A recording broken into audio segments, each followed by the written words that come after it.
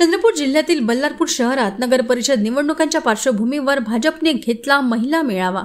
क्षेत्राचे आमदार सुधीर मुनगंटीवार यांनी बल्लारपूर नगर परिषदेवर पुन्हा एकदा भाजपचा झेंडा फडकवण्यासाठी निर्धाराने मैदानात उतरण्याचे केले आवाहन। चंद्रपूर जिल्ह्यातील बल्लारपूर शहरात नगर परिषद निवडणुकांच्या पार्श्वभूमीवर भाजपने महिला मेळावा आयोजित केला। या क्षेत्राचे आमदार सुधीर मुनगंटीवार यांनी बल्लारपूर नगर परिषदेवर पुन्हा एकदा भाजपचा झेंडा फडकवण्यासाठी निर्धाराने मैदानात उतरण्याचे आवाहन उपस्थित कार्यकर्त्यांना केले। बल्लारपूर नगर परिषदेत भाजपची सत्ता असताना गेल्या 5 वर्षात शहरात केलेली विकास कामे जनतेपुढे ठेवत यापुढच्या काळातही राज्यातील क्रमांक 1 चे शहर बनवण्यासाठी बल्लारपूर नगर परिषदेच्या निवडणुकीत विरोधकांना चारी मुंड्या चित करण्याचे आवाहन त्यांनी उपस्थितांना केले।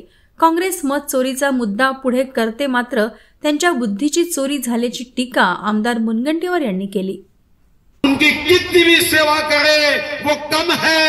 अब ये सेवा का मौसम टूटना नहीं चाहिए, ये विकास का पर्व रुकना नहीं चाहिए, अंधेरा छटना चाहिए, फिर बल्लारशाह में विकास होना चाहिए और तभी होगा।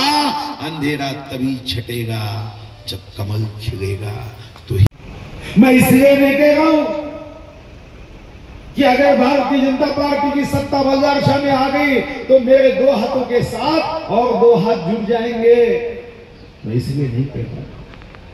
आज महाराष्ट्र में सुप्रीम कोर्ट के चुनाव नहीं लेने की जनता तक पहुंचाना, छोटी भी गलती होगी ना, नजर हटी दुर्घटना घटी, और जब दुर्घटना होती है तो कभी कभी जान से भी हाथ धोना पड़ता है। नजर हटना नहीं चाहिए।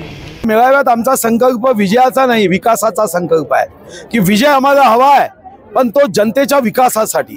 बल्लारशाहचं चित्र बदलवायचं आहे। केंद्रामध्ये भारतीय जनता पार्टीचं सरकार, राज्यात भारतीय जनता पार्टीचं सरकार।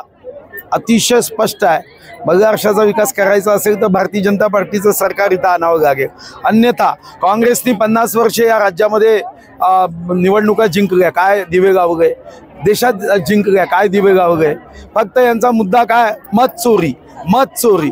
खरं तर कधी कधी वाटतं की मत चोरी होऊ शकते का, यांच्या बुद्धीची चोरी झाल्यासारखे का बोलतात।